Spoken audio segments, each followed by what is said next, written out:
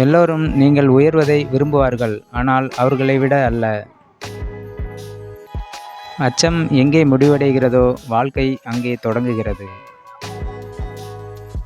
செய்து முடிக்க வேண்டும் என்ற மன உறுதி இருந்தால் போதும். அது எவ்வளவு கடினமான பணியாக இருந்தாலும் நம்மால் அதை எளிதாக செய்து முடிக்க முடியும். உன் சொற்கள் எப்படி இருக்கிறதோ அந்த அளவுக்கு நீ மதிக்கப்படுவாய்.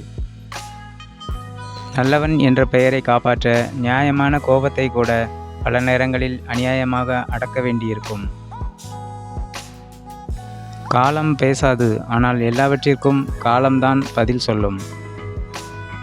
பிரச்சனைகள் வராமல் இருக்க சிலரிடம் கேள்வி கேட்கக்கூடாது, சிலரிடம் பதில் சொல்லக்கூடாது, சிலரிடம் பேசவே கூடாது.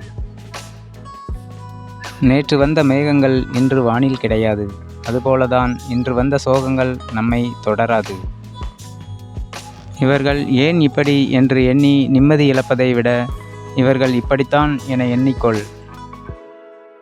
தன் உழைப்பில் வாழத் தெரியாதவன்தான் பிறர் உழைப்பை சுரண்டுகிறான். விட்டு கொடுத்து போக தெரிந்தவர்கள் ஏமாளிகள் அல்ல, அவர்கள் தன்னைத்தானே பக்குவப்படுத்த தெரிந்தவர்கள். நிலையென்று ஒன்றுமில்லை இவ்வுலகில்.